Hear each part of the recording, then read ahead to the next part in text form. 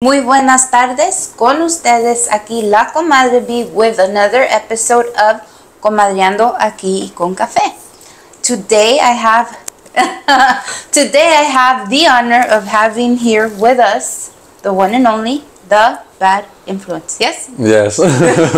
I didn't ask him, do you want to be introduced by your government name or your AK name, your stage name? So we'll go with the Bad Influence. That's cool. That's better for me. Okay. I appreciate that. I gave him his cup already, guys. There it is. He broke it in. So there it is. My saludos go to my mom, like always. Would you like to give any saludos to anybody? You know what? Yeah, I'll give a saludos to Bernice from the Streets of the Set. UR Entertainment. A lot of the homies from there doing exactly what I do, what we all do, sharing our stories, our passion. The homeboy Serge and Ricky, and the homie Baca, who just passed away within the last 2 months. Although they're not here with me, love you fools like my brothers. You guys know the graffiti world, the music world, the entertainment world, and the industry has taken a loss with y'all, but we're keeping that legacy and that passion alive for you guys. So maybe you're not in this realm, but from the other side, if you can hear me, just know we out here doing it. I got up out of bed today reminding myself that we're still here and we're keeping the dream alive for y'all. So yeah, that is. And I don't got family like that, but the ones that are out there, you know, rooting for me, I appreciate y'all, man. We out here putting it out, so fuck That's the ops. so nice. You made me want to cry already. Okay, hold on. And she's not wrong. Breakfast of Champions right here. Okay, so like I said, he is here. He is a local celebrity, I call them. He is a rapper, actor, a little bit of this and that. So in better words, who are you? What are you? ¿A qué te dedicas? Cuéntame todo. See, I'm just a soul trapped in a body, enjoying the realm as I'm walking through this place and doing my journey. But in a better sense, yeah, man, I'm just an artist who's been through a lot of stuff like everybody else. Used to do my 905s when I was in my 20s, early 20s. And then it wasn't until I had already lost a lot of people through time. You know, homies like everybody else. Didn't have really a dad growing up, but I did have a father figure who was a stepfather who raised me when I was a kid.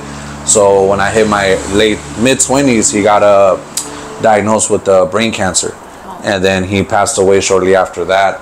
So before he passed away, I remember I was already going through my trial and tribulations of am I gonna get a trade tech? Am I gonna go to college? What am I gonna do? Like for the rest of my life. But I had always been doing music. That's something I just always loved to do. So on my breaks, on my 905s, I'd be throwing recycling. I used to work for a recycling facility.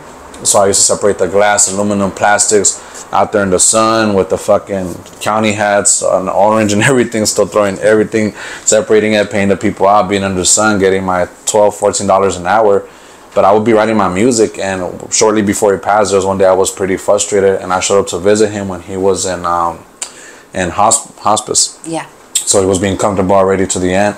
And he heard me, at that time, he couldn't, the brain cancer he had was stage 4 glioblastoma, which like starts in the middle. It's like a silent killer. So by the time it progressed, it'd be moments where he'd recognize me or not. It'd just be random. I could pull up and be like, hey, Ronald, it's me, you know? And he'd kind of like look twice. And then my mom's had to be like, hey, like it's, you know, it's this fool. And like, oh shit, hey, you know? And I'm like, hey, how's your day? What are you doing? And he'll respond like, oh, it's good, you know? And it'll take him a minute. So then that day, I didn't even tell him hi. I happened to walk in, and I was frustrated talking to my brother, and I was like, damn, bro, I'm so sick and tired of this shit. Like, he's like, why don't you do the music stuff? And I'm like, man, fuck the music stuff. Like, that shit's not paying me. It's never gonna pay me. The world don't need another fucking rapper. Who isn't a rapper? Fuck this. Fuck. I was frustrated, bro. I was like, man, fuck this, fuck that. I need some real shit. I need real money. I need a real. And he heard me, and he just says, like, what did you say? And I was like, what? And he's like, yeah, what did you say? And I was more shocked that he like even heard my conversation. Yeah, so I wasn't even like, oh, I said this. I was more like, oh shit, like, wait, you could hear me? You could recognize me? He's like, did you just say that music shit is stupid? And I was like, yeah, like why? And he's like, oh, nah, if you don't do that shit, that's stupid, because that means that you kept me up all them fucking nights for no reason. And I was just like, oh shit. I just started cracking up and, you know, like, you know, tearing up. And I was like, damn, this will really just remember that. And I was like, you think that's stupid? And he's like, yeah, if you don't do music, that's stupid. I was like, okay, yeah, it's stupid if I don't do music. All right, yeah, for sure. I just kind of took him like, yeah, whatever, it's for you crazy. And yeah, when he passed, and I, was there when I saw his body, we covered him, I helped carry him, the vigil, then the day of the funeral, all that stuff. It hit me, and I was like, hey, like, why don't I do it? I mean, for real, it's like, what has really ever stopped me? And I didn't like my voice. 2, I didn't think I was good enough. I was like, man, there's so many fucking rappers out here. What do I gotta offer? But more than anything, it helped me realize that being an artist doesn't particularly mean that you're gonna make a song or make a painting, you're gonna be famous and successful. It means that whether you're going through the good or bad, whether you're rich or poor, or you have people or not, you're constantly creating something because it's your form of therapy. So I needed therapy in the highest level and in the most intense level. At the moment where he passed, I was going through a legal problem, facing 2-year state, got arrested, caught a case, was able to get out on bail, fight it from out here. And so all this shit was just piling on me. Then I got fired from 3 jobs at the same time because I caught the case. So they ran a background yearly check and found out I had got arrested. And although I wasn't convicted at the time, they knew that my case was for a firearm, which was an immediate, nope for them. So I remember just being stressed the fuck out and kind of like breaking down. So then I would always write music with YouTube beats. I just go on YouTube and put like J. Cole type beat, Tupac type beat, Cypress Hill type beat, and fuck it, just write whatever came to my mind. Yeah. So when I put it to myself, right, every day I'm gonna write 16 bars. Doesn't matter what it's about, I'm just gonna write it. I'm just gonna wake up and write it. So as I'll be driving my kid to school, if my ex would be driving, I'd be in the passenger seat and I'd just be writing. If I'd go to work, I'd just be writing, and I would constantly try to storytell to my writing. So a lot of artists, I don't know how rappers approach their music, everybody has their own method, but to me it's not really about rhyming and having the pattern of like cat, mouse, sad, hat. It's like more of a haiku sense. I study poetry, so I like the way the patterns break off, so I can go from A, B, C, B, C, C, go back and forth. So I see the words a little different, and I started kind of playing with them more. So I realized that the more and more I started getting lost in that world, not in the sense that I was forgetting about this world or what has happened, but it's like that coping that I was yearning for, I was finding it without knowing, because instead of spending my time inside drinking, dwelling, and just kind of cursing out God for, putting me in a shitty spot, I saw it more like, damn, like there's only one way from here. And I just kind of started seeing whatever I can do, and that opened up the portal of putting myself out on a YouTube, opening up an Instagram, and I had like maybe 5 followers, a couple people, just the regular shit, you get me? And eventually it's where it's gotten to now. I never thought it was gonna take a life of its own, so that's kind of tripped me out. I seen your post where you're wearing your suit for your premiere. And that was what caught me too, that you said you never thought you would ever wear a suit or whatever, and last time was at court, and here you are. I was like, yeah, shit happens, people change, and luck changes, and if you push, you get into better places. So congratulations to you. Thank you. No, I mean that from my heart, because we all have demons we battle that nobody knows of. People only see the outside, and they're just like, whatever, this fool or this broad, or and it's like deeper than that, because again, everybody's going through something. A lot of people have certain things that they want to accomplish, and nobody ever really takes the time to look further, That's why I have this podcast, like I said, to interview the people, our community people, the staples, like here you are. I've done authors, I've done MMA group. It's just the different people that lead to that community that, it makes us all amazing in our own way, Oh yeah, most definitely. Yeah, so no, like I said, that's why I needed to have you back. For you guys that do not know, we were working on a project together. That's how I met him. And right away, it was just like he is... She strangled me the first day I met her. Yes. So I had the pleasure of trying to kill him. So it was just, like he mentions vibes. I go off of vibes all the time. And I was like, you know what? We need to get together. I need to interview you so people can know who you are. So here we are. Yeah, thank you. I was gonna ask you, we got into a lot of it already, but what is your background? What is your upbringing? Yeah. Where'd you grow up? Yeah, most that definitely. Kind of stuff. So I come from East Hollywood, an area a little bit after like. So Hollywood is known as where the stars, the shining, all that, you know, glimpse, and streets are paved with gold type stuff. But Hollywood is ghetto as fuck, really. If you're from LA, you know that Hollywood is ghetto. They just show you on TV that one side that's nice, and as soon as that you go from this side of the camera, there's like homeless encampments, a bunch of tents. Fucking where Frank Sinatra stars at smells like piss. You know, it's a whole different story. So I grew up on the East Hollywood side where it's going towards Echo Park, Silver Lake. And in that time, it was a Centro Americano area. So I'm Salvadorian, 100% Guanaco. Born and raised here, but all my bloodline is straight from over there. And my parents were like the ones that were brought here. So my grandparents brought on. My mom was a little kid when she came here. My dad's on his own fucking trip. So she doesn't know that much over there. So even my mom's, if you see her, she doesn't really look like my mom's. You would think she's like my homegirl because even she looks pretty young for her age. So it's a trip. She raised us in the, you know, straight up Chicano, you know, straight up gangster area, the straight up the hood. She brought us up with the OGs, the oldies, the fucking hip hop, all that stuff, plus the cumbias, the merengues, all that thing. So what's a trip is that all that stuff, you know, as a kid, it kind of like blends in your brain. You know, you like put it in, it's like a blender, and it just kind of like you take it all in. And thanks to all that stuff, all them upbringings from that area and from what she taught me, it's molded me to the person I am today. So a lot of guys that I saw in that area grew up to you know, join the hood, do their stuff. Some are here, some are not. Some are inside. It's the same old story like everyone else, but the difference is that since the area got gentrified, you've seen now that when I go back, it's not like I go to my old hood and it's like, oh wait, what's up, homie, what's up? It's more like mom and pop places were knocked out now, so now there's like they're building new condos. Now there's buildings that are replaced there.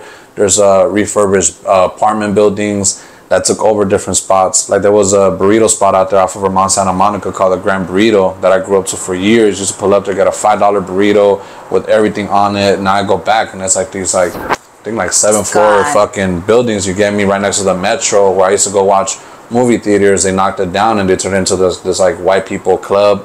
And you start seeing that the reason why I bring these things up is because it did affect my growing up sense, where a lot of us got to grow up being in the hood and then getting out of it. My story is weird. It's like a mixture of both. Like I got to grow up with my neighborhood till like my late teens, I guess, and then after that I just saw it start slowly getting wiped out. So then my own block went from like homies I went to school with and, you know, elementary, middle school, high school, to like, oh look, they got white people in that building, oh look, now this. So then I started seeing that shit getting closer like every other year. So the buildings were being bought out, my neighbors were leaving, my homies were like, what the fuck, what? So then when it got to our part, we ended up in South Central, because then they came and they offered us for our thing. And, you know, I was young and I looked at my mom like, nah, don't take it. I think we could be smart on this. We could either fight for it, stay here, you can get way more money. At the end, she wasn't as educated about how the laws work here. And that's another thing about our people, bro, that I have this thing is that we get too scared to talk back sometimes, and it happens with other races. I mean, I'll be at the market, and if a negro comes and tells our people, hey, get out of my way, they'll get the fuck out the way. Unless it's me, I'll be like, what the fuck you talking? You get the fuck out of my way, bro. We go outside and squabble that shit. No fucking, rare for someone to talk to me like that, but I do see my own getting taught like that. But if it's one of our own, it could even be me. Oh, disculpa, señor. They'll look at me like, the fuck out of here. And I'll be like, damn, lady, like, you know, like, you're this high, you don't care about going off on me like that. But if it's another color, same shit with my mom's. It was like, she can go off on any of our own, but this fucking Persian guy shows up to our doorstep, business suit, and he's like, oh, well, you know, you can take this money or I can take your asses to court. And it hurt, instead of her being like, shit, take me ass to court, motherfucker. I got rights and years here. Yeah. She was more like, intimidated. Oh, shit, here's the, you know, boom, here you go. So that got us into South Central. So I went out there from being in the straight Centroamericanos, where it was Guatemaltecos, Salvadoreños, Catrachos, Nicaragua, you know, Belize, whatever, you know, just a mixture, to fucking 109 in Main Street, just straight up out there, and you know, fucking deep South Central, by like Imperial Courts, you know, all that shit. So you start learning what's a trip is that in my own area, because of us being Latinos, it was more like what hood you're from. So I was like, all right, I know you don't look familiar. What side you're from? Oh, you're from Crazies. You're from Echo Park. Or you're from 18. You're from MS. Or you're White Fence. Or you're Sureños. Or you're La Mirada. You're Temple Street. On that side, it was more of what you wore. So I remember one time I was pulling up outside and my brother came to visit me. And my brother, he wasn't a gangbanger. He was just into skating clothing line. So he had that big ass famous Stars and Stripes, like that F. And he pulled up, and I just heard like some fools outside, like, "Hey, what's up, homie? Where you at? You know where you at?" And I was just, "What the fuck?" So I go outside. I was just like, "Oh shit!" And I knew I was like, "Hey, no, homie, that's my bro, bro." No. And then you know my street name, whatever. Said, "No, bro." Like, you know, and I was like, "No, this is my brother. Why is he wearing that shit, homie? Fuck Pyrus." They thought he was First Family Pyru because of the F and the burgundy. So my brother got scared, and I was like, "Hey, bro." I was like, "No, it's my brother, this and that." And the dudes out there were Main Street Gangster Crips. So I was like, "Hey, homie," I was like, "We're cool." My brother, and I'm like, "Hey, bro, you can't be wearing that shirt." Yeah. And he was just like, "Damn, I didn't know." And I was like, "Yeah, I forgot to tell you, they're like all that about colors out here. Like you can wear a hat with this, you wear this fool. They take that shit serious out here." So you start like adapting to your environment. So one thing I've learned about myself, and that's helped me with my upbringing about the stuff, is that you have to learn how to know when you're walking through someone's area and when it's your area. And either way, you have to treat it with respect. You cannot walk through certain hoods and act like, "Oh, it's me," and can get killed. And even in your own hood, because I have seen it both. I have seen people get killed outside of their hood, not even doing shit, and I've seen people get killed in their hood just for standing in front of their house like they did for 20 years, and then one day at the wrong time, around 1 p.m. it was this time, you know. And you start realizing it's a fucking trip. And I always say that to, you know, when I record my stuff on my own and everything, it is such a sad time we live in for the brown man, no matter what shade you are. Yeah. It's scary, it's dangerous. You know, I have 2 nephews, they're still little, but it's scary. You never know. It's always like an issue. And more when you're any shade of brown, it follows you, it's a problem. There's always that, "Hey, where are you from?" It's scary. It's ugly. Yeah, it's very ugly. And yeah, I always tell my people, teach your boys how to act, because like you just said, you can walk around like you're King Kong. They'll knock your ass out real quick. Mm-hmm. And it's just changing times as well. What used to fly back then certainly don't fly now. I'm not against guns, but I am against the idiots that use it for everything. Nobody likes to fight no more. Yeah, exactly. You look at somebody fucked up, instead of them like, "Hey, let's throw it down," right away they pull shit out. It's like crazy. Like, I watch too much news. Yeah. So I'm like traumatized, like, oh my God. And you know, that's my message always to everybody. If you have sons, young sons, please teach them how to act. It's cool to be cocky within your own, like you said. Mm-hmm. You know where you're at, be yourself. But if you're not sure, don't test those waters, because you don't want to find out. Oh, yeah. No, they'll get you. Yeah, it's scary. It is so scary. I fear for my nephews. Like I said, they're still little. They're like your boy's age. So, okay, but where we live, yeah, I see what you mean. It's hood right here, guys. And it's scary. Oh my goodness. Yeah, no, exactly. Yeah, to be careful. Yeah, no. Like, you know, when you have kids, period, you can never be too careful and, you know, tell them this and that and that. But like I said, the times are changing, and it's crazy because everything's offensive. Everybody's just ready to just kill everybody. It's just crazy. Yeah, it's crazy. I feel like this world is ready to pop. It is. You just see the most insane things going on in the street. The road rage that happens, just the most some conflict out of the weirdest things. I mean, it's ugly. It's an ugly time. Me too. I'm just sitting here like the shit that comes up on the news feeds and just the news in general is like, what the fuck is going on? You know, why? No, you're not wrong. Yeah. But yeah, guys, just a little advice from me to you guys again. I will never get tired of saying it. Please, guys, educate your boys. Teach them a manner. Teach them too. It's scary. You don't want to be, you know, regretful later because you didn't take those 3 minutes out of your day to tell them, you know, relax. Yeah, something's just not worth it. Yeah, it's not.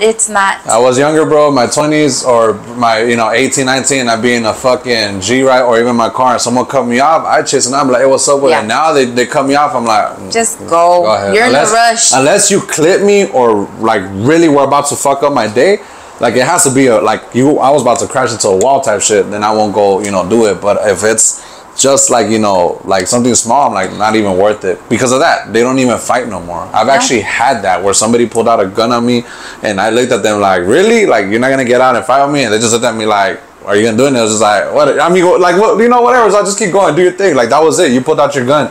Like, shoot me or not, type of, it's like, just kept going. I looked at him like, that's insane, And he looked young too. And I was just like, you cut me off. And when I pulled up to you and it's like, what's happening? You just showed me that you have a gun. Like, showing me like, well, this is all that's going to happen. Not even talking shit back. And I laughed. And it was like, you're not the first fool to pull out a gun on me. Yeah. I was like, whether it's LAPD, whether it's the sheriffs, whether it's local fools in the street growing up, or there was my enemies catching the wrong place, it's not happened. I'm like, it's just funny to see now that a youngster over a red light can take my fucking life, Yeah. And you learn to appreciate what you have now so you think a little bit longer. I remember back in the day, we would react without even thinking. Oh, yeah. Now it's like, first thing that goes to your mind is like, fuck, who's gonna pay my fucking rent? You know what I mean? Yeah, no. Take care of my kids. Yeah, that part, exactly. My kids. Like all that shit starts going through your head. Before, when we didn't have no kids or nothing, no responsibility, we didn't think about shit. Yeah, no, he's not wrong. If somebody in a bar will find me for it, be like, well, what's up with it? Now I'm more like, wait, that's like 2 to 5 for assault. Like, I don't know. That's battery. That's aggravated assault and battery on me. I'm good. Like, fuck that. Assault and battery. Prove your point there. Bye. Yeah. I'm like, for you're tough. All right, I'll see you later. Bye. You and your friends are tough. I got it. Like. No, yeah, it's something else. Okay, so let me ask you, where did your stage name come from? You go by the bad influence. Are you really a bad influence? Tell us. So. My stage name, so answer the latter one. That's not even water. That's vodka. I switched it when you were not looking. So you might feel a buzz later. Honestly, what happened was that I would always hang around with other cats that were also bad influences, right? So I wasn't hanging around with the most influential crew, the most aspirational people around me. If anything, these were all knucklehead hoodlums who put me on game with graffiti, stuff like that. The most ironic thing about it is that I was always more calm and collective, so I really wouldn't be as outlandish. And then I hit this point, I think like everybody, when I got into my rebellious stage, my teens, whatever's, where I really started like ditching school, going to tag at the riverbanks. So I used to get a spray bags and then come as my homies, yo, let's do this, let's do that. So then that's kind of started like that, and then like I said, I have a street name, so I'm known by that always. And when it came to the music stuff, then what happened was that I have this very close friend of mine, who's like a brother to me, and for a while I had always been called a bad influence. Their girls don't like me. They know who I am. I've never done anything to them, so they don't like me for that reason. What it is that. When their boys, when my boys hang with me, 9 out of 10 we do something. We get into some kind of desmadre. So then it wasn't until one day I overheard the homie's girl be like, "No, I don't want you kicking it with him. He's a bad influence. He's always a bad influence to you." And then I was like, "What? Like, what the fuck? Like, we're just having fun. We're just doing this." And then it kind of started catching up one day. And then someone was like, "Hey, bro, you really are a bad influence. Like, you don't ever realize you do this, you do that." And I started cracking up, and I was like, "Man, that's funny." I was like, "You know what? Like, fuck it. If that's what y'all see me, then I guess, I've had it pues." So then when it came to the artist thing, I think like multiple artists, you want to always develop a cool name. So I would always try to give myself a cool name. I try to like come up with names. I was like, oh, maybe I should be this, I should be that. And in my mind, it sounded cool. Then the next day, I'd be like, nah, it sounds whack. And then someone around me suggested, like, why don't you go by that? Like, you're always, and I was just laughing, and I'm like, well, I don't know. There's probably other people that are out there that have that name. It's not so new. So I Googled first, and I actually looked on Spotify if there was anyone named Bad Influence, and I found that there was one that went just by Bad Influence somewhere out there in East, like New York or something like that, and I heard his music, and it wasn't that good. So then I started looking into it, and he really wasn't anything else but that. So then I started looking into it even further, and I realized that nobody had the name The Bad Influence. Just ran with it, and it was something that I took as a suggestion, but then legal-wise, I was like, fuck it, I'm going to make my research. I don't want someone coming after me. Because, that happened with Notorious B.I.G. When he was a rapper, he went by the name Biggie Smalls until one day a rapper came out by the name Biggie Smalls and sued them. And he didn't know that. Yeah, right. Yeah, it's a trip. Okay, so then he had to go to the Notorious B.I.G., which is why he's Notorious B.I.G. But prior to that, I didn't know that. Did you know that? There you go. Some music history right there. See, the more you... So I have to, it's my research as an artist. I have to make sure I never disrespect nobody. Two, when you come from the hood, if you get the same name as someone else, usually you fight and one of you keeps it. It's like, oh, they call you this, they call you that? Well, fuck it, let's get down. Unless you're little this and big that. Like, I put you on game and I brought you into the hood or the crew, whatever's. Then you take under my wing. How long have you been an entertainer? So, music-wise, for about 3-4 years, speaking professionally. And then as far as acting in movies, like 2. 2 years? Yeah. I was going to get into that later, but okay. That deserves its whole, but yeah, that's cool. Where was your first, appearance or gig or however you relate to that? So my first appearance as a hip-hop artist was actually at a backyard party for this up-and-coming music company. They go by In The Cut. So they were just starting productions, and they wanted to do their own label, their own stuff. So they actually have a really good artist, by the way. His name is Gmo. He's a soul Latino, based out of Bellflower, who's a pretty good artist as well. So they saw me at an event, and I happened to be working a table because I was selling stuff.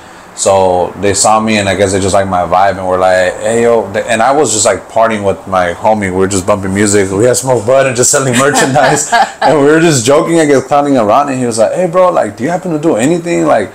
And I was like, yeah, I do music. He's like, what? We have a thing. We're going to have a party. Come by. Would you like to be in it? I was like, yeah, that's cool. I was like, I never performed before. He was like, okay, we'll allow you to do 3 songs. Let us know which ones you want to do. So I was so excited. I'm like, yeah, I'm down. I'm pull up, whatever's. And then when I actually pulled up, it was a house party, legit. It was a house in Bellflower. They built a stage in the backyard. They had people there, so it was actually pretty cool.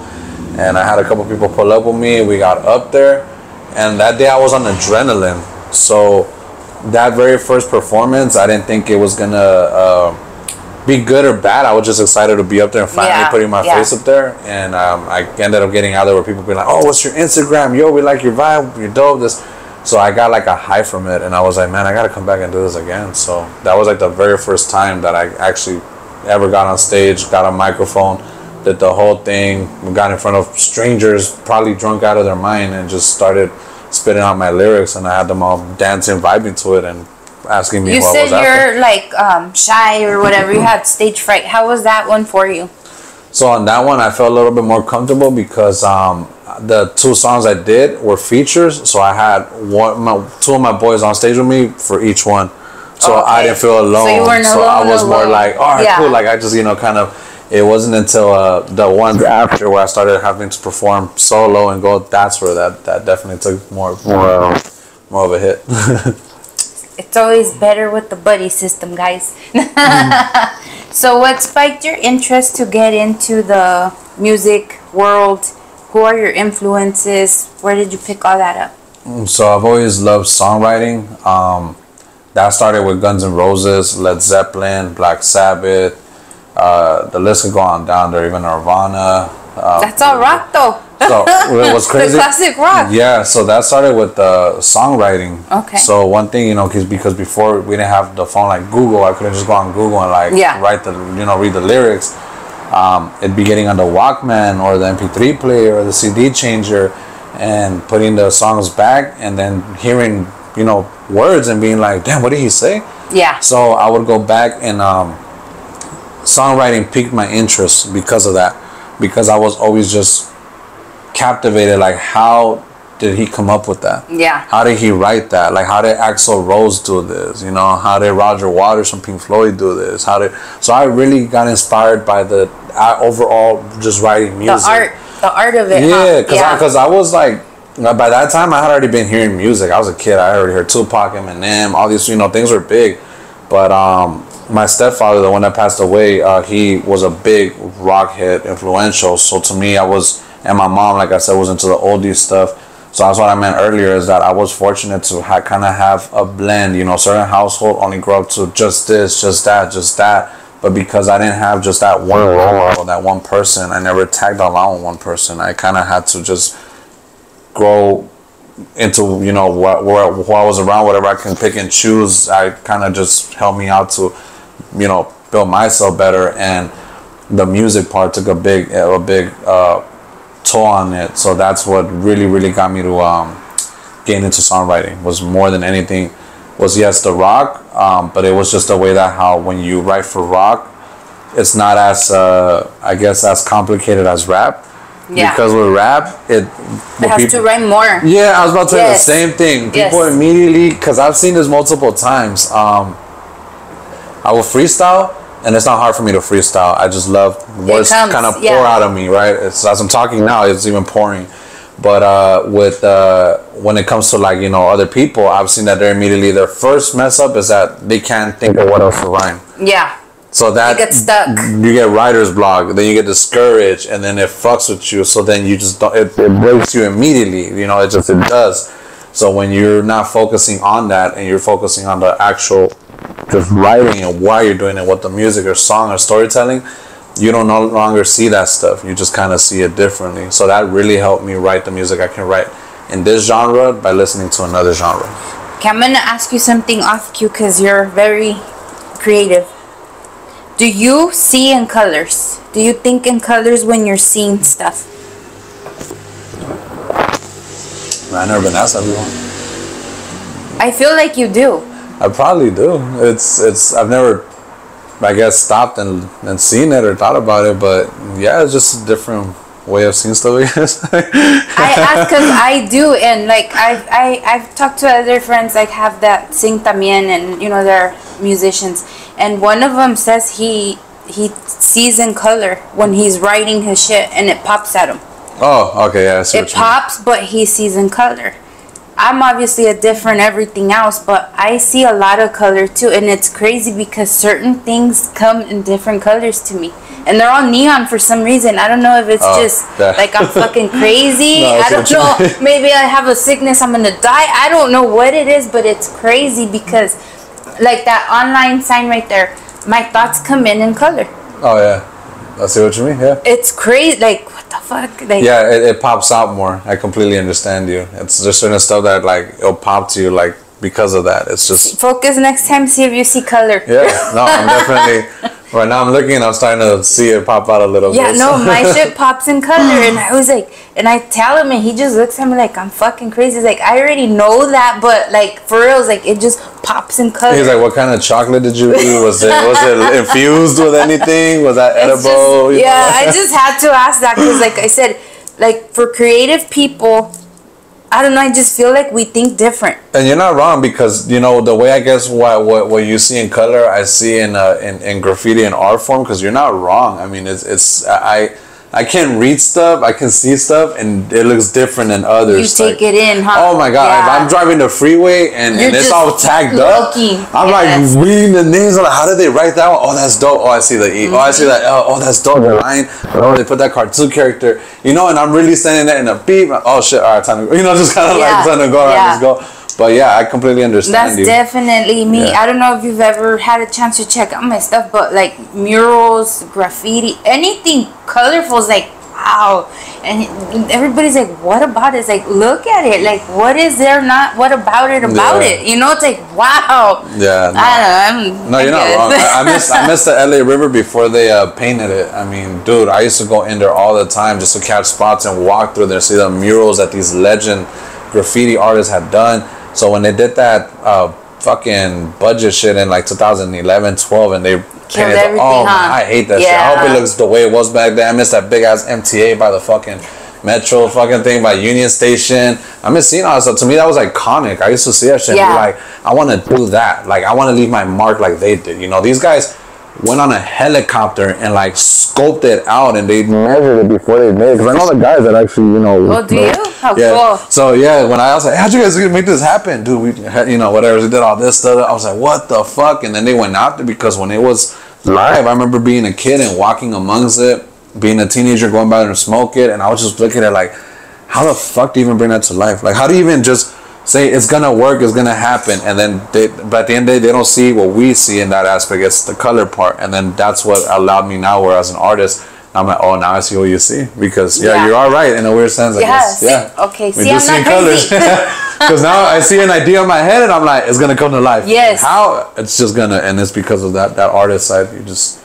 We just see something they don't. Oh, let me ask you another off the card question. Go ahead. You write your music.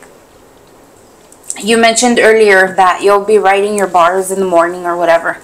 Is there any times when you're kind of stuck and you sleep and the thought comes to you in your sleep? Do you ever get up and write it right away? Oh yeah, I've had multiple times where I've actually had a dream that I wrote the perfect song and woke up immediately, like just trying to get anything to write it before I left my mind. Cause I'm like, I just had it, and I'll fucking write it, and it'll be like, I guess, the start of it, cause then maybe moments after I fully wake up, I go back to it and I'm like, okay, why did this look different in my dream, or why did it sound different in my dream? And I just start realizing that maybe my dream was just giving me the push you needed the foundation. Yeah. So just be like, fuck it, this is where you're gonna start. I can't give you everything already, but this is where you're gonna start. And it definitely comes like that. It's and you're not wrong. Writer's block happens a lot, even nowadays. I never force myself to write. I make sure that I always write for a reason and purpose or passion, whether it's something I'm gonna do for someone's vision, myself, or something I'm feeling. But yeah, even when I do happen to come across those moments, if I don't stop and puff and give myself a breather and approach it differently, then I definitely have to sleep on it, come back in the same day. And I've also had this other thing where I've created something in the night, and maybe because I'm a little exhausted, I'm like, oh, I made something amazing, and I wake up the next day and I'm like, oh damn, why did this seem so different? Yeah, and like the bars are whacked. But at night I was like, oh, this is dope. I just said some crazy shit, and I wake up the next day, I'm like, why did I A? It's just those little minor words that fuck with my flow and my stuff, and I'm just like, what? Nope. How am I gonna execute that? And I'm just like, all right, I gotta redo this all over again now. So it's there, but now I gotta figure this out. You get me? So it's happened. It's really happened. I guess it's part of it. As a matter of fact, I have a song named "Fuck It." That's literally what's called "Fuck It," because when I first wrote it, I had talked about going out and doing dumb things like just catching spots and like kind of a graffiti mentality. And then when I wrote it, I thought it was a good idea, and I kind of like just left it alone. And then someone heard the beat and told me, hey, this gives me a Cypress Hill vibe. Like, that's what was going on in my head. Have you thought about doing something different? So then this opens up to where like criticism and feedback is always very important. Yes. Very important. So I'm an artist that if your opinion matters to me, I won't go to a stranger and be like, let me know what's up, unless it's just regular stuff. But when there's something that's dear to my heart, if I know you, I'll be like, hey, yo, do me a favor, can you check this out? Tell me the truth. Just let me know what's up, Yes. So a person tell me, hey, this is good, but why don't you talk about something different, like what you do, like what you actually do. And I was like, okay, because I was talking about the stuff I did. If it makes sense. I spoke about what I did as a kid, but what you're doing now. Like what you're doing. So in the song, I talk about what mostly every fucking guy probably does. We go out, we do the dumbest shit, we get into trouble, we come back home, we get crap for it, we're with our homies, we get arrested, we get too drunk, we get too high. Just all this crap going on. So the song was called Fuck It, and it was inspired by Insane in the Membrane from Cypress Hill. So if you hear the song, if you ever get a chance to send you guys a link, you'll definitely understand where that came from. But when I came back to write it this time, it flowed out way better, and the words were a lot easier for me to put on paper than when I was talking about my old perspective. It's like if not only did it just pour out of me, but it's like I was having so much fun that I was like, oh, I remember this time. I remember this time. I remember this time. I remember my baby mama got mad about this. I remember this. So then I really started playing with it, and then that's what made the song fun, because when I put it out there, immediately some girls were like, it's a good song, but guys were like, hey, my guy, I was like, yeah, bro, I kind of did that for the fellas, like, it was just to say, fuck it, it's what we do. It's like, it's not saying like, it's okay, but it's like, I did it, fuck it. It happened, what else can I do about it now? Fuck it. Yeah, no, it's true. It all, And I think it was easier for you because it is your present time right now. So you don't have to reminisce, like, what was I doing then? Like you said, your emotions are fresh right now. So that's why it just flowed that way, and you just let it go. What places have you performed at? You just mentioned the house. Obviously, you've had professional stages. What else? Where else have you performed? Yeah, so I've done little personal parties. I've done tattoo shops. I've done podcasts. I've opened up for artists.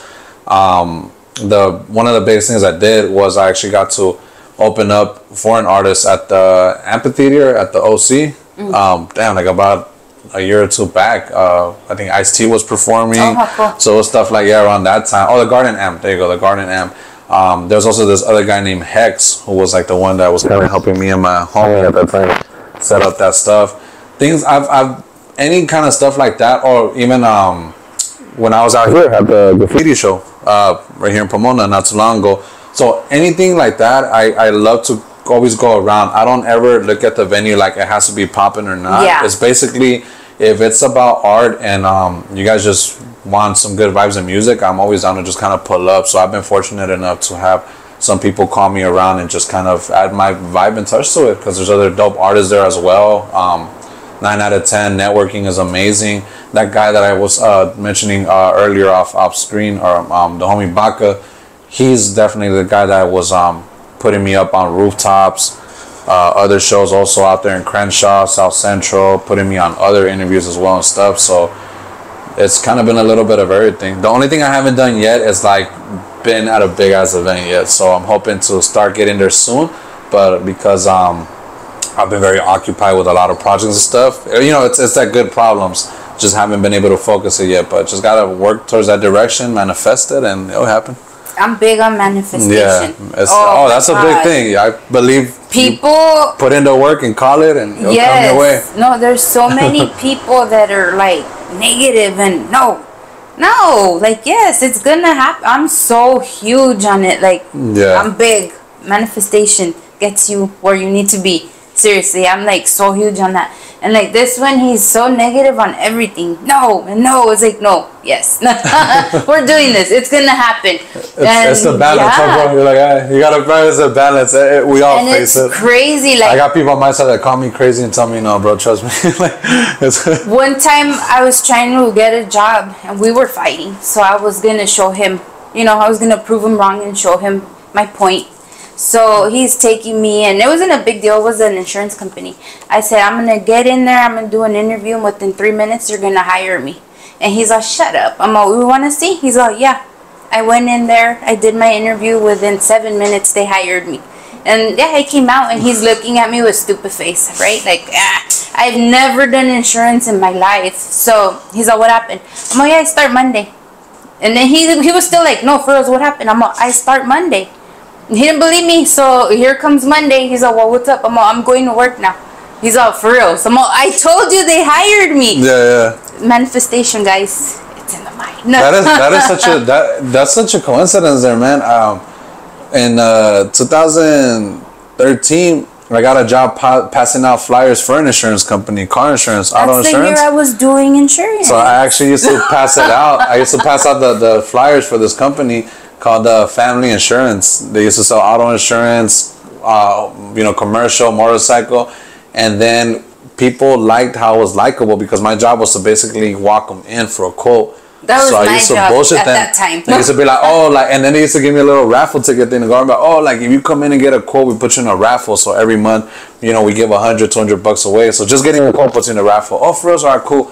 So I started getting people so comfortable inside that the manager there was like, because she saw that one guy was like, oh wait, you're not gonna sell it to me, because they had me dressed like nicer, so when I was passing out the flyers, they couldn't see anything. So then I'm like, no, I just work outside. Oh no, if it's not him giving me the quote, then I don't want it. So then the manager was like, oh shit. So she's like, hey, would you be interested in learning how to give quotes? And I'm like, dude, I'm not a computer person. I probably won't. No, it's not that hard. And she was a Latina.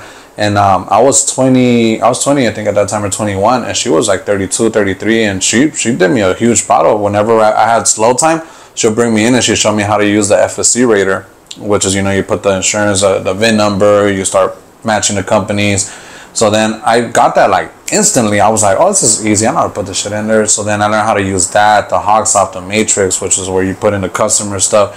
So then from there, with that company, I started doing just quotes. And then the guy who ran it was like, no, I want you outside because you're bringing in a lot of people. Excuse me. And the manager was like, no, he has potential to sell, but he didn't think I could close. So when I saw he wanted to keep me outside, I saw there was commission more in the sell side. So I decided to fucking answer an ad on Craigslist. I went to some Cambodian guy's business out in Long Beach, and I bullshitted my way to the interview. I was like, oh yeah, I've like sold for years, like I got experience, like, you know. He's like, oh, for real? So I go get behind the computer, and then I just like, you know, got on there. I just started, you know, typing in the stuff, and he was just like, oh shit, like what the fuck, you know? He's like, you look like you, and you actually know, like, all right, you're not stupid. So he kind of looked at me like, okay, all right, you got the job. So then, you know, I was like, oh, that's what's up. So then he hires me, and then I get to work whatever's, and luckily I was able. I'm a fast learner. Little questions I didn't know, I asked people around me that were cool to teach me. And then I think about 2 months into it, I had been making this guy commission, right? I was getting bonuses. And then he's like, you're a good salesman. He's like, but more than anything, I like your personality. And I was like, why? He's like, oh, because when I hired you, I knew you hadn't sold as much as you told me. He's like, I knew you were lying a bit.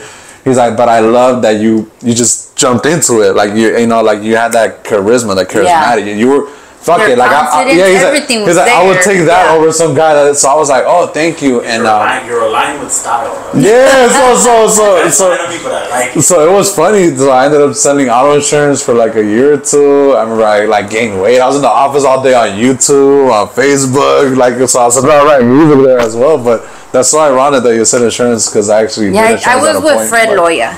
Oh, and my background didn't pass, so I was only with them 90 days. Oh shit. Yeah. I was not a good person. Yeah, I didn't get, just so you know, I didn't get my PNC license. I was like selling under somebody else's license because I couldn't get my PNC as well. At that point, I definitely wanted to. Yeah, that was money.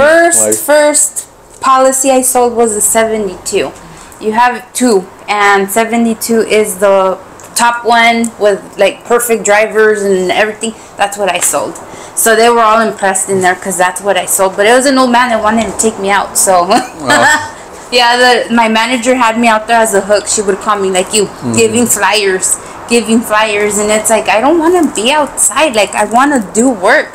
So, no, you can't even do it yet because your background hasn't passed. So we can't, like, have you selling. Yeah. So just go outside. You do really good giving us hooks. We were right next door to a freaking smoke shop, so all these fucking dudes were lined up the same thing. Oh, is she gonna help me? Like, no, they just leave all stupid. Yeah. They would even throw the flyer. I'm like, man, they're so rude. Yeah. No, it's just when people feel comfortable with you more than anything, that's kind of definitely want you to give them the full experience, and that's what I learned. And that. But you know what? It's funny going through those kind of things because also that I think kind of helped me with my stage fright. The fact that I just go up to random people and the words they're gonna say is no. Like, hey, do you want? No. All right, cool. On to the next one. All right, cool. You know, just boom, boom, boom. I love people. I love people. My kids, I have one and one. I have one and one. One's real quiet. One's real loud. It's a mix. But I'm a people person. I love to know people. Like, I see them like, what's this person about, you know? So I'll approach and, hey, you know, hi, how are you? Yeah. I like this or I like that. I need to know. No, it's cool. It's good to be like that. It's always good to, like, study, navigate, know who you're surrounded with, what's going on. And you just never know what kind of people you come around. Some people are fascinating. Some people have a crazy story or you trip out just knowing about them. Others get you to be appreciative of your life. Others come and teach. Others bless you. You know, the same way there's good, there's bad. So, yeah, I get you. Same way we spoke about them guys of road raging and those incidents. There's also been those people you come across and you're like, man, I'm glad I came across that person because now I'm, you know, it restored a little faith in humanity, restored a little, you know, balance in like where I see the bad, now I see, you know, that good in there. So. Okay, we just had a technical difficulty, so if the audio sounds a little bit off, it's because we are not using microphones. So put your volume up now. Especially if you're watching us on a TV because it will be completely different. Let's see. Who is your biggest support group? Do you feel it's like family, strangers, people in the industry with doing the same thing you do? Yeah, at the moment, I feel like it's been a little bit of everything. My circle, as far as that, is like maybe one or two family members that have actually believed in me to start. Not even intimate family, you know, but like some cousins that are actually like, yo, keep up your stuff, no matter what. Like I mentioned, the guy actually, whose wife will call me the bad influence. You know, the reason why he's been like one of my number ones. As a matter of fact, that's like my brother right there. That dude, and yeah, a couple of the homies from the industry. So that's kind of what I realized is that, and even in our own world, we have so many people looking at us as a threat or a competition. And when you think some people are supporting you or want things to happen to you, you start realizing that they're intimidated because not many people are going to risk a lot of things to chase their dreams, you know? So you become a threat, which actually you don't see, you know? I mean, I never saw it at the beginning. So then, therefore, once I started seeing, oh shit, you're wishing this on me, oh, you're happy seeing me fall, oh, this is what, you know, oh, I told this person this, and then this happened.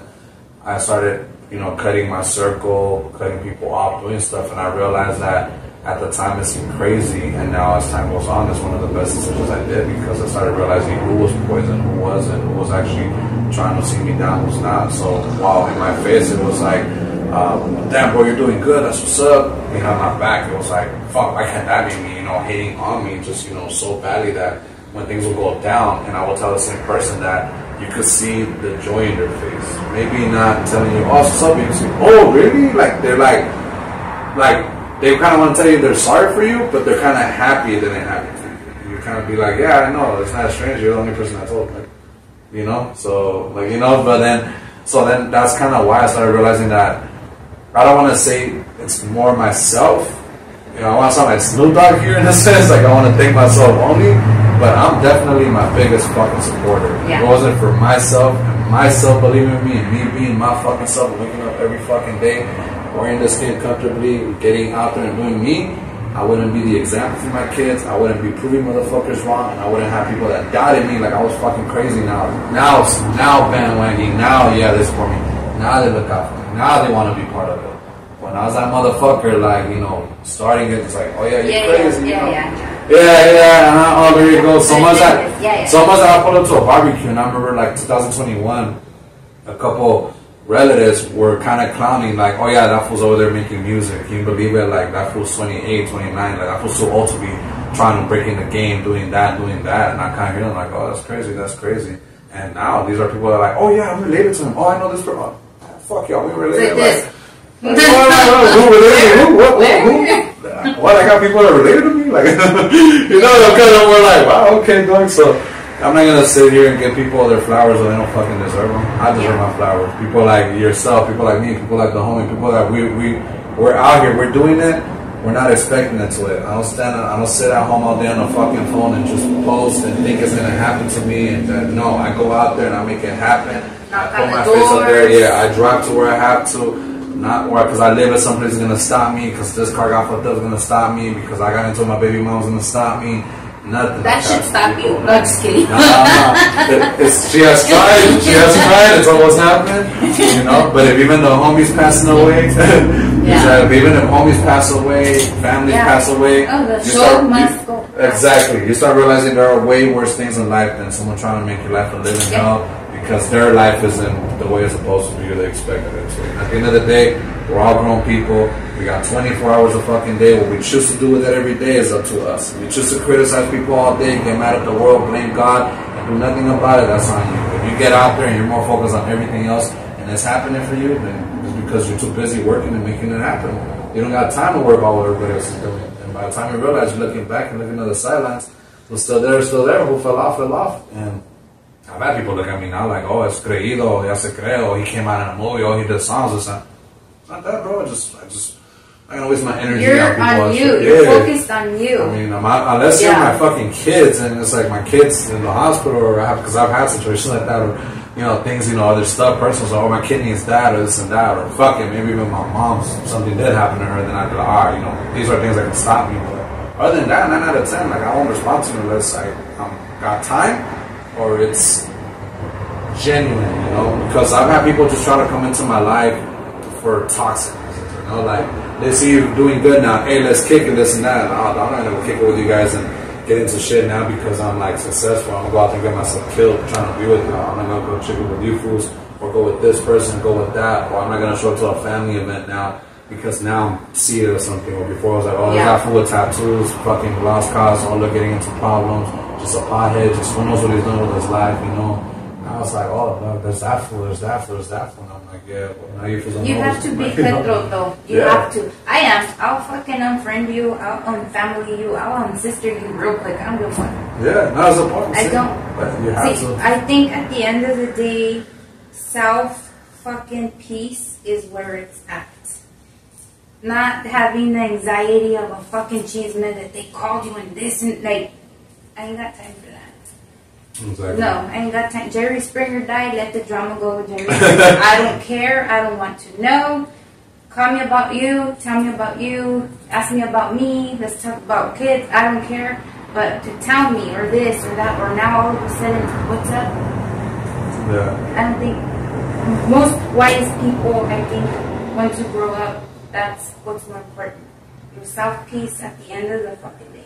Oh yeah, it's the end you gotta look out for number one, which is always yourself. It's crazy that we're taught to not be selfish, but you have to be selfish, and not in the aspect where if I come in and I have enough to give everybody, I'm not gonna give, but also not in the sense where if I need to watch out for myself, I'm still gonna watch out for someone else before. It's like I've done that mistake multiple times, and at the end of the day, that same person will look at me like I never did nothing for them. You know, they look at me like, what have you done for me? And it's like, what? Really, dog? Like that? Like, all right, cool, whatever. So then when you start being stranger brand new, they're like, oh, yeah, he's always been like that. And it's like, yeah, we'll just put it under the rug that I never looked out for you. I never did this. All right, cool, straight. So then you start realizing people will use you as a step stool. So 9 out of 10, they're just trying to get above you. They're not trying to get on your level. They're just trying to use you to get on the next one. So you're just a step. Well, there's always that saying, friends, family, everybody in general, they want to see you doing good, but not better. But very true. Very true. They're happy for you as long as you're here. Once you hit up here, that's when they don't want to see you be better. Yeah. And it sucks and it's sad and it's so fucking heartbreaking. Because instead of encouraging and helping out and this and that, they just rather not. I actually used to work with an OG who gave me this like example, and I always use this example because I think it's one of the best. He says, if you put 5 Chinese in a hole together, if you put 5 Latinos, those Chinese will stack each other on top. When the one gets to the top, they'll start pulling the other one so they're all out. If you do the same thing with the Latino, once the Latino's up there, he'll start stepping on the fingers of the next one trying to get up there and even cover the hole so nobody gets up there and he can have that all to himself. And I was like, we're Latinos and you're telling me this. I mean, I wouldn't do that to you. Would you do it to me, right? And then when time now, I mean, this was years ago he told me this. I've looked at him like, wow, OJ, I understand you. Like, I've literally, dog world. Wow, I've even looked at my own, like, I can't believe I just saw you do him like that for your own game. Like, what, bro? Like, you could have helped this person. You could have done that. You could, like, that's the route you took. And I'll be like, man, I judged you wrong. I would have thought better of you. I even saw you better than that. You get me? And you see other races, and they do it to themselves and to me. I mean, I've had a Cambodian person put me up on game.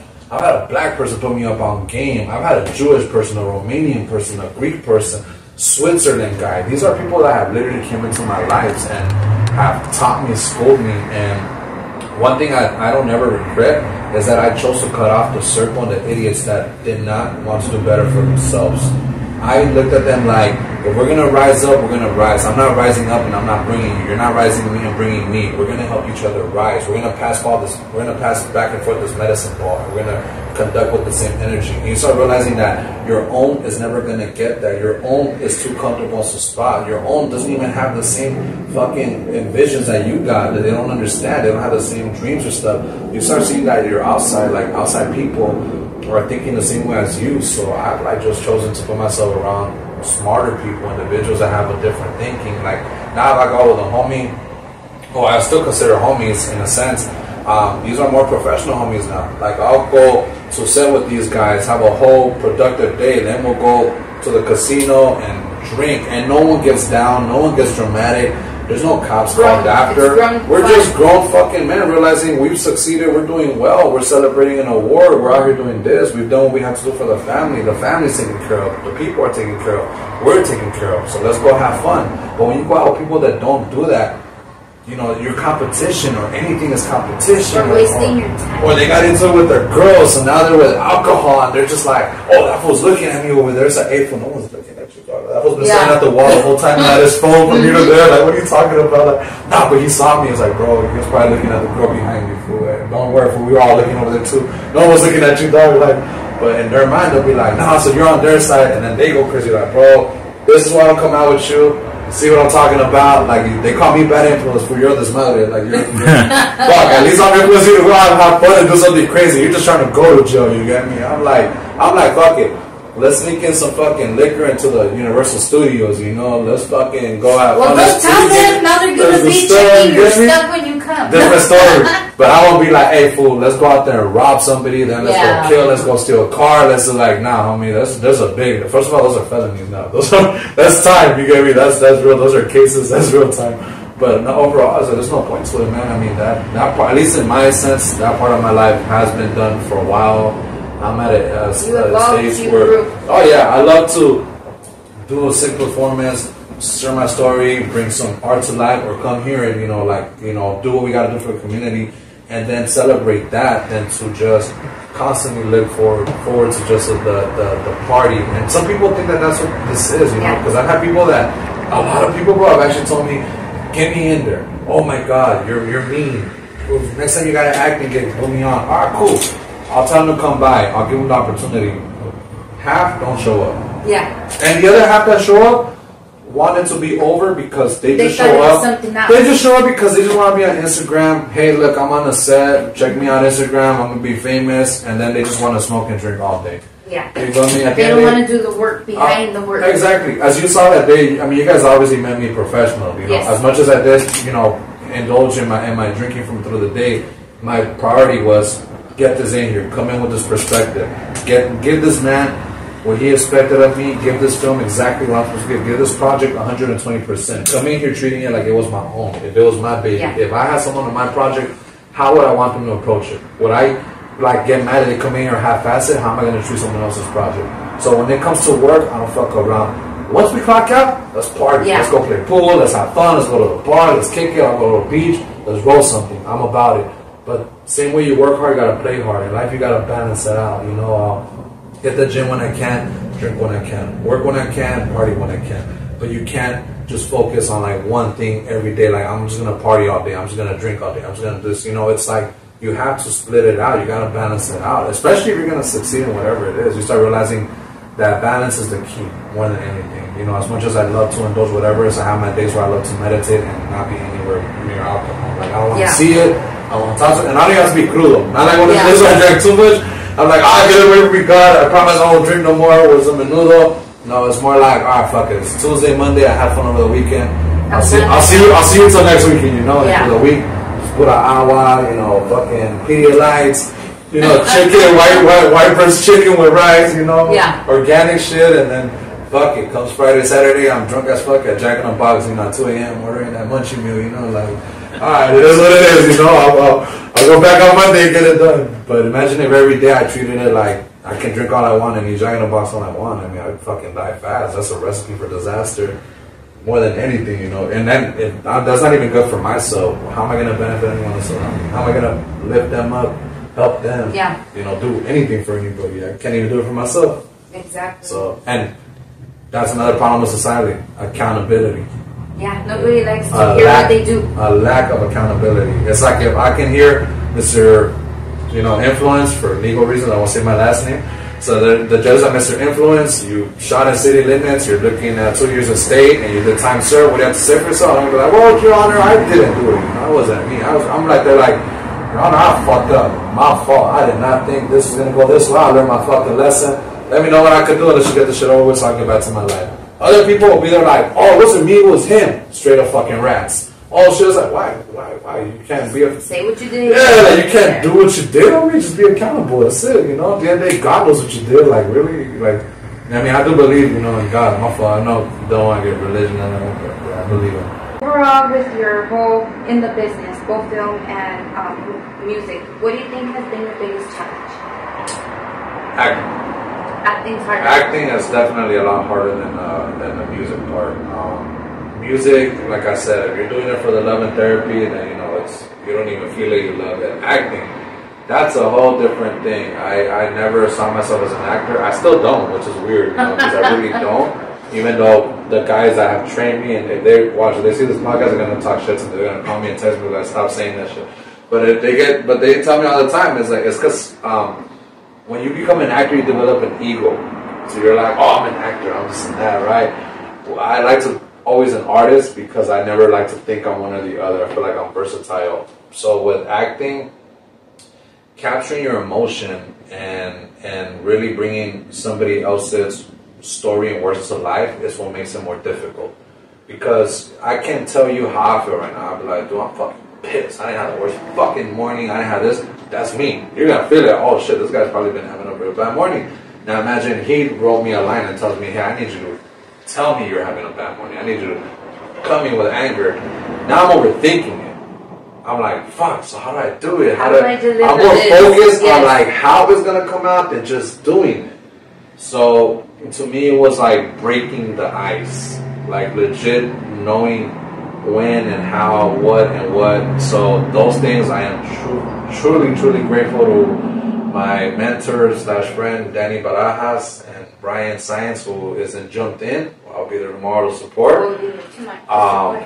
Those motherfuckers right there, excuse my language, those guys are beyond fucking amazing. I mean, those guys took me and molded me and just showed me some techniques and stuff that I'm truly grateful. And if it wasn't for those things, and that's just up to date, I still got a lot more. I mean, these motherfuckers are experienced. They got years of legit education and training.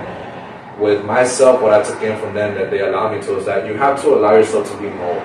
You cannot be a know-it-all, no matter what you're doing. And if you really want to grow and gain something, like I mentioned earlier, feedback is important. I can handle criticism. I can handle feedback because I am choosing to grow.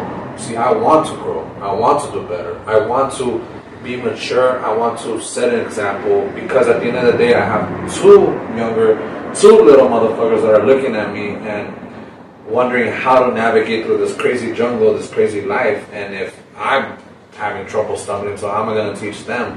So therefore, I cannot act like I know every situation, every outcome, everything that's faced against me. Sometimes I don't even know what the fuck I'm doing. And I need to ask for help. And there have been moments where I've been hit with an audition. And I'll call Danny, like, bro, they told me to audition for this part. What the fuck am I supposed to do? How do I approach this? It's all good, brother. Get into this thing. What do you think? And feel this. And the exercises are intense. I mean, I've had moments where, between me and Danny, before we even get on set or anything, we like do techniques. So we'll like scream at each other's faces. We'll do jumping jacks. We'll do burpees in front of each other. We'll like challenge each other. Like that medicine ball technique is real. Yeah. So we take it to that like intense part. So that's where it becomes challenging because I've had people. Remember one of the first times that we did it on set. They thought we were fucking crazy. Let's go prepare. Let's go warm up. I was like, okay, let's go. And okay, ready. He's like, He's like, okay, He's like, no, I mean, we started shit. I mean, he got in my face and was like, And I was just like, oh shit, this was real. And I was like, okay, fuck it, like, They started screaming in his face, like, no. So we started really going at it, and this guy brought the shit out of me. I was like, damn fool, like you're really bringing this out of me. Yeah. You like, do you really want me to scream? Cool, and like, to be able to have that. Yeah. That's so cool. He challenged me to just get my emotions out. And to me, like many others, showing our emotions aren't something we always want to do because it's like, in a lot of eyes, it's like showing your vulnerability. But a lot of times, it's actually not. It's actually your greatest strength. Like my weakness is my strength in another sense. So. If it wasn't for the fact that I'm learning to do this, now I'm able to control my emotions a lot better because I've gotten comfortable to express them and say them. So where I felt like, fuck, and it's like, hey, the neighbors could hear you, hey, this and that, hey, your kids, this and it was just like, oh shit, okay, I gotta keep it composed and that. I was given a safe zone, a safe area where I can like, oh shit, I've been feeling this, like, fuck, oh damn, oh fuck, like a punching bag in a weird sense with my emotions. and which is actually healthy, you know. And I would recommend anybody, whether you're acting or not. I mean, go out there and go to a place where you can break glass. They have places for that. Go to a shooting range. I mean, these things are therapeutic. Sometimes these fucking bad things happen, so we see them bad. But I'm a big gun advocate. I go to the shooting range. I've been shooting for years. Teach my son how to use a gun. I'm professional at it too. I've had homies from the Marines go with me. I've trained like literally in multiple ways. I got people that are just, they're enthusiasts. The right to bear arms, Second Amendment, is their fucking life. So I've been blessed to like learn, you know, from them and know how to not shoot myself. And it's funny because I actually taught myself to use a gun because I kept having incidents with the sheriffs. And I had this one incident where I really thought a deputy was going to kill me. So I was like, damn, like if a sheriff like got me, how would I even use a Glock 19 against him? So I went to the range and I told the range master, I need to use the standard Glock 19 or 17 that the sheriff's department has issued. Because I want the one that the cops use. I need to know how to use that particular gun. And they showed me how to use that gun. And I just fucking ran with it. And I was like, yeah, he's not going to get me like that. So I got and saw like that. I was like, you know what? I'm not learning to go out there and shoot people. Because if that was the case, I would have been done long as time ago. It's not hard for me to get one or use one.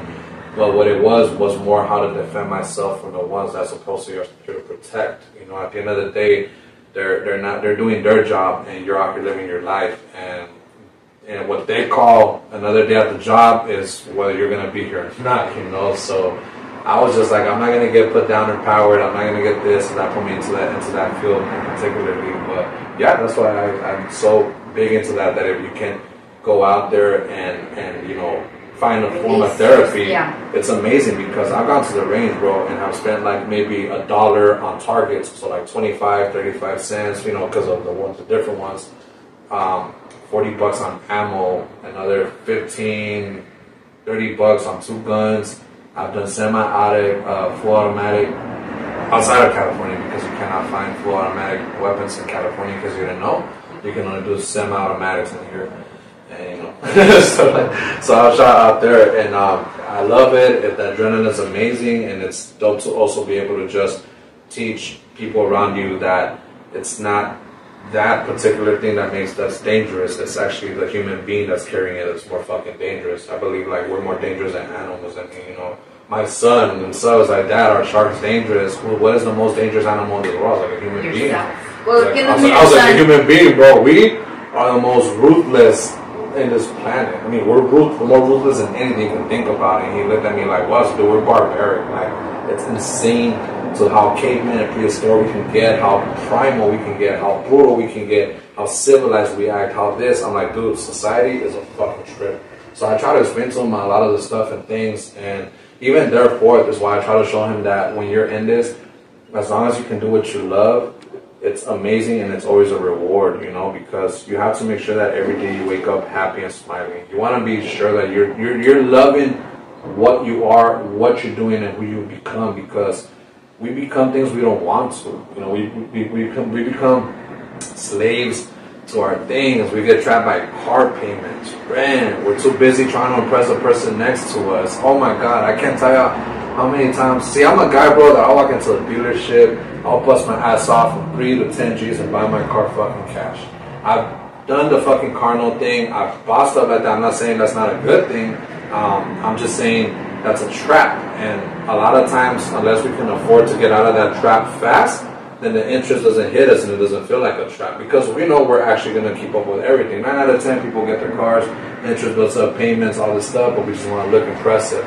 And multiple family members around myself, I've noticed, will go out and get a new car before they invest in a bucket, save up money, and invest into something more practical. I mean, at the end of the day, you're giving these companies like Nissan, Toyota, like $20,000 to $30,000 in interest. I mean, overall, the car gets priced at like $16,000 to $21,000 with interest. It goes up to like $40,000 to $50,000. The minute it drives out of the parking lot, it loses value, and then you're paying for this for years. So then the years pass, and it loses even more value. So at the end of the day, you're dropping $50K on a vehicle. After like 4 to 5 years, you know, you lose about $50K, and that $50K, can you imagine what about a bucket with $3K and use $45 to start a business? I mean, you work that hard for that car and that company. Why wouldn't you put that same into yourself? You know, and then you're looking at the person next to you like, I'm hating on you. It's like, what? Like, what the fuck? Like, I'm just choosing to do something different with mine, you know? Like, if that's what you want to invest your money and go to work for, I get it, bro. I mean, why not? It's nice having a TV there, this and that. Like I said, I've had a 2020 Altima, I've had 21, I've dealt with them cars before, but even before then, I've always been like, buck it. And with that one, I want to limit losses, so it became an investment in the long run. But honestly, if it doesn't turn out that way, 9 out of 10, you definitely lose money. Yeah. So. Yeah. We don't like new cars either. We were forced to buy one because, our cars were just done. But that car payment, think of so many things to do with $600 a month. You know, right? You see? Yeah, it starts fucking. It starts getting. You know, and at the end of the day, as long as you make money back from it, then it's all dope, you get me? Yeah. But at the end of the day, look, we're business people. So someone like you, it's business. But see, like when I speak on my perspective, it's just really like the competition that we have in between our own. Yeah. So like I have my cousin, you know, my brothers, my sister. You get me people like that around me. That'll be like, oh look, this was driving that, and I'm driving this. Let me go get one. I'm like, I got a pink slip though. I mean, I just, and all my money is free, you know. But you're paying how much insurance? Oh, paying how much? Oh, okay. Yeah. I go to Six Flags when I want, you know, go have fun with the family, go take them out, and still have changeover, you know, with that same amount, you know. But that's okay, you know, for each his own. So it's just that I started realizing that a lot of times, like I was saying about the whole and the Chinese and Latinos, we're so much on that. So that's our way of like the whole, you know, it's like the entrapment, just constantly better shoes, better car, better phone, better that, you know. Yeah. I pulled up to my family's barbecue and they're like, oh, you still got the iPhone 13. I said, and I was just like, so what? It's not broken. I was like, what? You're still living? I was like, wait, you're still living with your mom?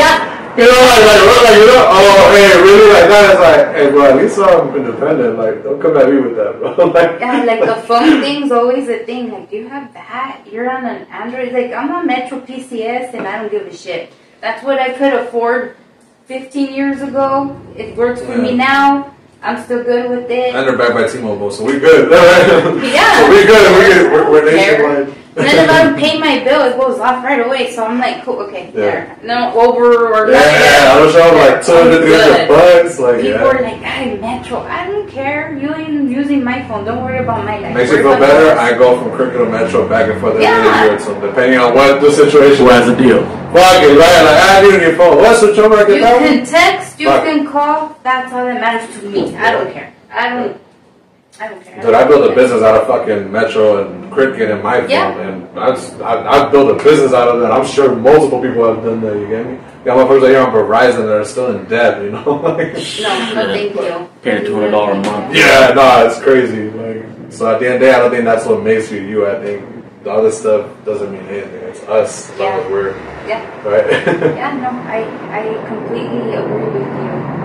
Okay, I added, because I need to know, everybody already knows when I ask my guests about scary, creepy, what do we call it, supernatural?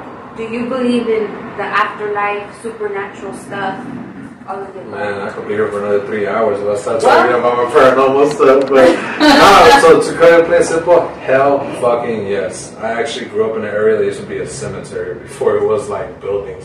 So we saw some shit. Like, I remember being a kid, and we lived in an apartment building, 1 bedroom, 1 bath, and one time we're sleeping like at 2, 3 in the morning, and we saw that old school water heater, the water cooler with like the sprinklers, arrowhead, just have it right there in the kitchen, you pour hot, cold, so it's the blue and the red one, like the old gray white machine, and that shit got thrown over like at 2, 3 in the morning, just, we're like, what the fuck, no dogs, nothing. Woke up, went to go see the kitchen. It's like if somebody literally threw it. Okay, whatever. We were like about a couple months after that, some fucking plates falling, just cracking. Like, it was to a point where if I slept in the living room, because it was a 1 bedroom, 1 bath, so we had a couch in the living room, and I would go outside, like, fuck it, I just watch a movie and go to sleep, and I wake up, I feel like something was staring at me from the corner. So I used to be afraid of the dark. For that reason, I'll still sleep in and I wouldn't need the lights on, but that shit fucked with me until I found a way to get over it, which has to do with music. Because now when I think about the dark, I think about like Iron Maiden, like Fear of the Dark. So my mind runs into like the whole other world. But at that time, because of all those things, I would feel it. So it was like I always felt a presence there, you know? Like I've heard that when someone dies, and it's a good spirit or good energy, then that's when you get that good vibe, good stuff. Even at home, because I've lived at places where people have died before, and things like that didn't happen again.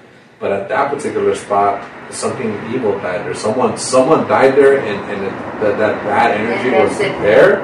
So I don't know. This person must have been an old bitter person. Might have had a heart attack. I don't know. This person was bad, and they got killed there. I don't know what this soul was, but it was full of hatred. And did you ever see it? It's crazy because I don't like saying I did, but I feel like I did because I always felt something staring at me when I would like sleep in that couch, and that shit would always kind of trip me out. So that's just one thing where I stayed at. So in the same area, because I said it was a cemetery, there's a school that was built in front of it. So I attended at an elementary school with my homies, and we were kids. We used to jump in there in the night and just, go skateboarding and, do whatever we wanted to do. And we actually tried to snuck into their basement, and when we went one time, we actually saw like red eyes looking at us, like just looking at us as we were trying to get in. And someone was like, "Yo, they're looking at us, they're looking at us." And it was dark, and we were just looking. We're like, "Nah." He's like, "Yes." And he pointed, and something saw us, and fuck, I just remember looking up and seeing red. It was like, what the fuck? Because in my mind, it was probably like an exit sign, and like, no, it was like eyes, and we just walked out. We didn't think about it twice. We just got the fuck out of there. We're like, nah. How old were you then? About like 12, 11. Yeah, and I even broke into the Downey Mental Hospital, the old school Rancho de los Amigos, the one that's in the I went there, and then I got arrested for trespassing. But it was a trip that day too. There was a fucking cat that I think that fool was possessed because the homie kept trying to scare it, and he didn't care. Like, he kept like going to it and like, the cow was just looking at that fool like, you don't even know where you're at. And I was looking at him like, hey, my house. But this cat is not normal. There's something in that cat because he was just looking at us like, okay, like go keep going there. As we kept walking, you could feel that the whole something was going on. Have you ever been there? The rancho was the well, we love to check out stuff like that. Yeah, a couple of months ago we had an urban explorer, and I'm pretty sure he's probably been there. And yeah, same thing. He's like all for it. It's the thrill, it's the rush. We love doing that kind of stuff. Yeah, we're gonna have to go check it out. Yeah, also Gravity Hill. That place is real too because we had a chance to Google it. That one, I'm not sure if it's real and what they say. I haven't done it, but you go up a certain part of a fucking not like a mountain, but it's kind of like the Hollywood Hills stuff. Slopes. And you put your car in neutral, and then it gets pushed up. At the end you see the handprints all over your car. So I'm not sure. I haven't checked that one out yet, but if anyone's down to that one like that, Gravity Hill. It's on Google. So on any of the places that you've seen stuff, do you ever feel like you bring anything home with you? No, I personally don't feel like I've ever invited anything like that to me. I feel like I'm probably one of them that just goes around, minds his business. I think even the spirits feel that stuff.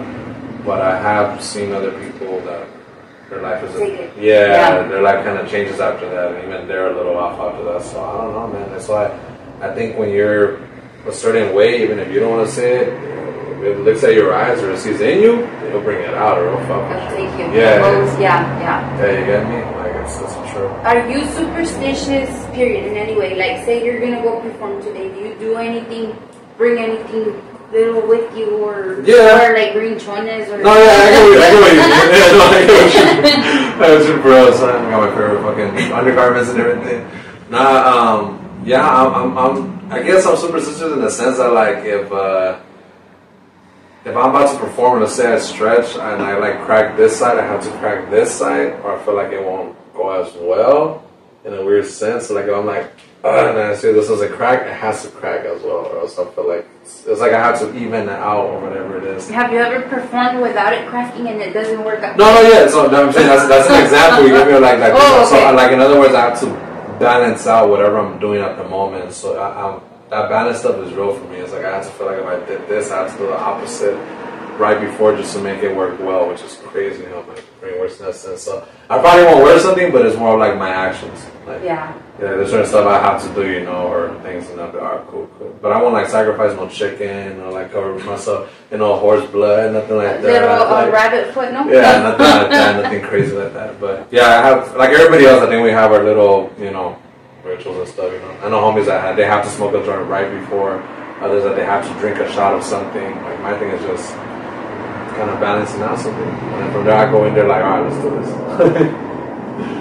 We're wrapping it up now, so let me ask you, is there anything that we didn't go through that you want to add out there? And then for that kid or that young guy or girl that's watching you right now that wants to get into the industry, what would your advice be to them? So, to answer the first, I will be at the premiere tomorrow at the Jumped In for the homie. Definitely networking. If you happen to be there, pass by, say hello. If you got any projects, any future films that don't include me doing any weird shit, hit me up. I'm always interested in collaborating and coming out. I have a couple performances coming up, so if you have IG, follow me at _The Bad Influence. I'm on Spotify, Pandora, Amazon, multiple music projects in the works. So that's part of the music. Things that I've been a part of the film are going to be released later on this year and after. So if you have me on IG, that's like the best way to keep up to date with me. Unless you have my personal number, that's usually the only way I ever contact or ever get back or ever post anything. And as far as kids, I actually inspired my own son to get into theater, writing, and music, at such a young age. And he started doing this like about a year or two ago, and then now he's part of a school thing, he's part of a program, he's even learning how to make beats now. So one thing I tell my kid is, if a crazy looking through like I myself can make it happen, there is no excuse why someone like you can't, and that's that life has thrown many curveballs my way. So if you're at a young age, life is definitely going to beat you up. You just get back up. And if people tell you not to follow your dream, if it's something you really, really feel in your gut and you're not in it for money or any other reason to impress people, but because you truly, truly love it, no matter what it is, follow your gut. Always listen to your gut, and you'll be surprised that one day you can make a living from it, and it'll give you as much as you give back. So if you really want it, go out there and get it and chase it. Don't let nobody stop you or even convince you otherwise, because I've had many people tell me that I was crazy and it couldn't work, and it's fucking working. So don't ever stop, and definitely just go forward, always. And there you guys got it. This is who the bad influence is. Doesn't seem like he's that much of a bad influence. Need more coffee, right? Need more coffee, right? Like he said, I will put up his handle on Instagram. That's his main place to follow him there. He has everything else coming out, so keep an eye out for this because it is coming. Y pues con eso los dejo, raza. I hope you guys have a blessed weekend. You'll see this Monday, but still. Have a blessed weekend. Please stay safe, stay sane. Y los adoro, raza. Bye.